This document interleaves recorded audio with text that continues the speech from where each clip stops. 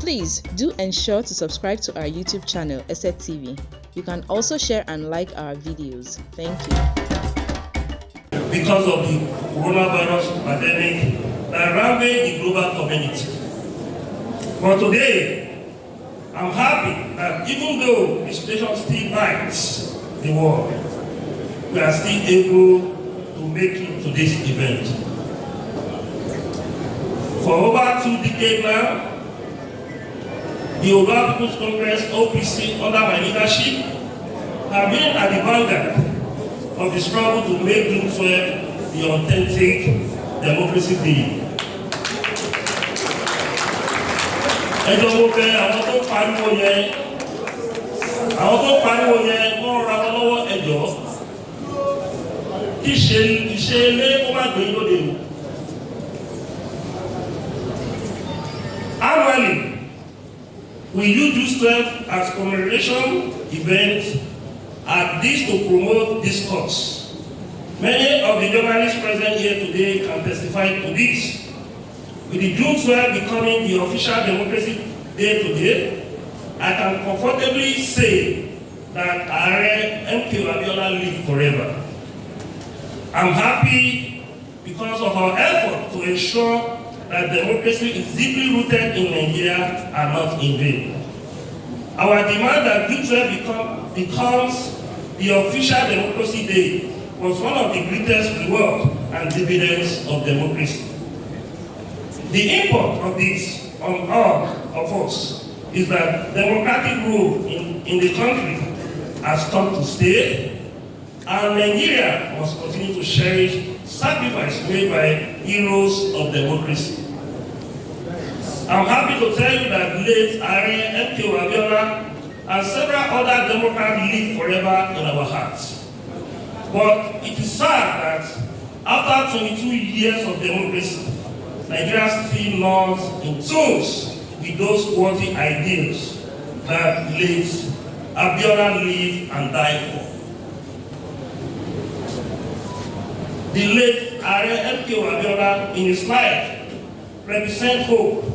Remember his campaign slogan, Hope 93. But the question remains, is there any hope in Nigeria? And the answer is no. It is no because the politicians that are supposed to give hope for the hopeless Nigeria are fast smashing their hope and eroding their very foundation of democracy. In the past 22 years, our democracy has only involved in promotion of disunity, rivalry, senseless killings, massacre of Nigeria on a daily basis. The present danger has been threatening the fragile union of our great country, and sadly, Nigeria is sliding toward anarchical terminal points.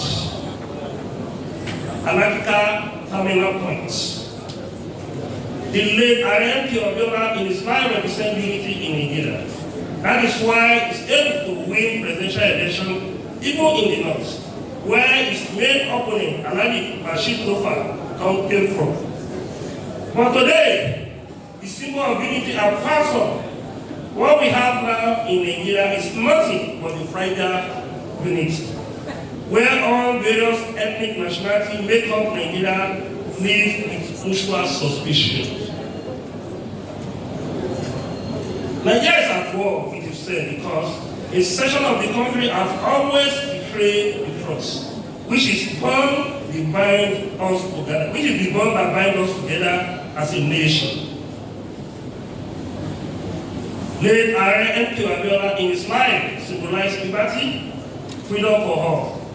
But in reality, is there any freedom in Nigeria today? The answer is no.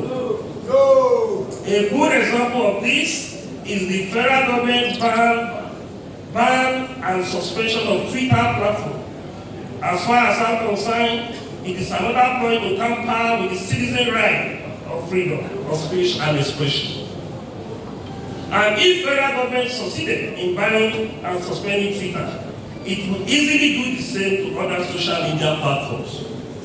Now that the federal government has said that all social media platforms must be registered to continue operation in the country, We must follow the trend and rise against the school regulation. We must stop the SSC's use of federal might to truncate the ideas of democracy and the content of democracy. In global democracy, freedom of speech and expression is a major component of an ideal democracy. And Nigeria cannot continue to live in deceit and self-denial. If democracy could not guarantee freedom of speech and expression, so what system of government will guarantee such components of good governance? Unquote again. If democracy cannot guarantee freedom of speech and expression, so what system of government will guarantee such components of good governance? The unceremonious suspension of Twitter has generated a lot of hostility from the international community. The US government and also play the federal government on the social media platform. I am sure that late R.M. Abiola will never be happy in his grave that democracy, he lived and died for thrown out of autocratic in nature and practice.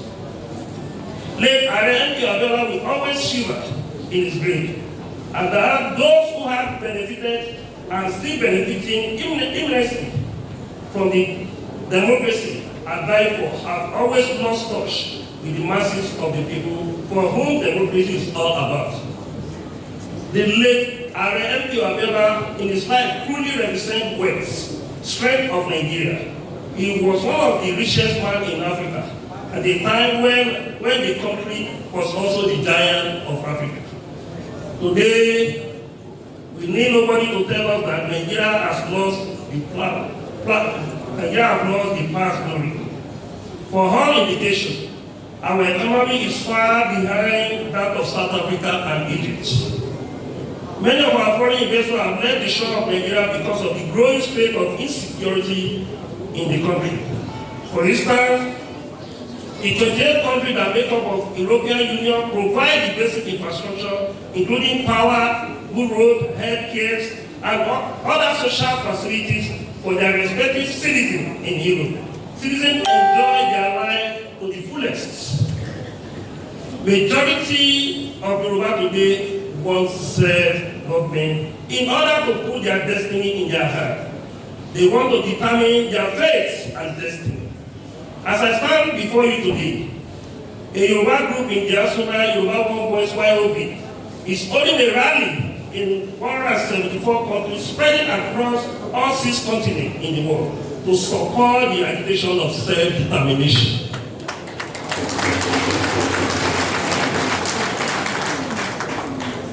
The Yoruba People's Congress (OPC) has been celebrating the June 12th anniversary for the past 20 years.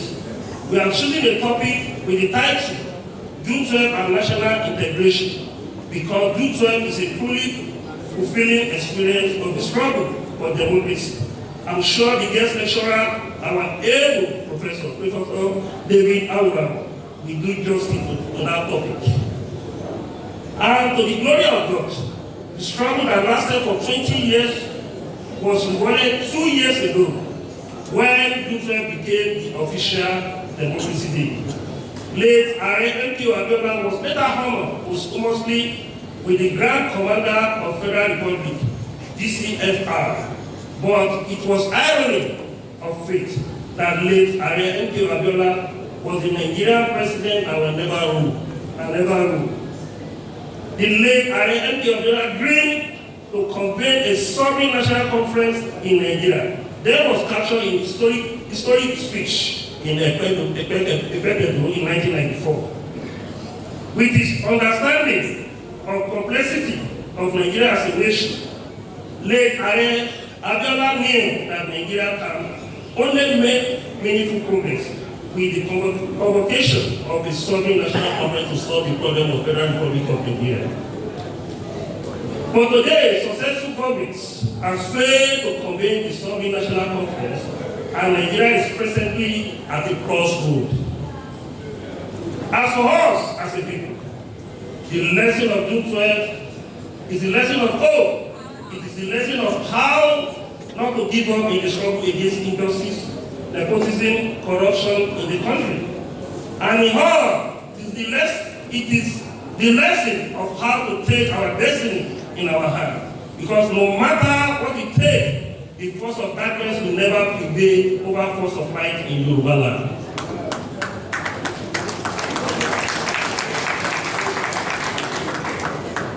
As I've said earlier, late R.M.P. Abiola will not be happy in his grave to see Yoruba land be overwhelmed daily by state of insecurity, wanton killing, as it was in Ibadan last Sunday.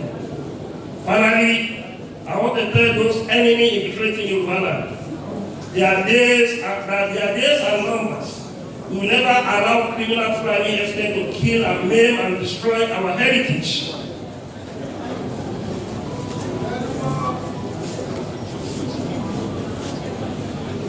Our heritage, and will not allow any pin of our land to be in their hand. We will do everything possible to defend our territory at all day and at all time. Thank you for listening. God bless you all. Please do ensure to subscribe to our YouTube channel, ESET TV. You can also share and like our videos. Thank you.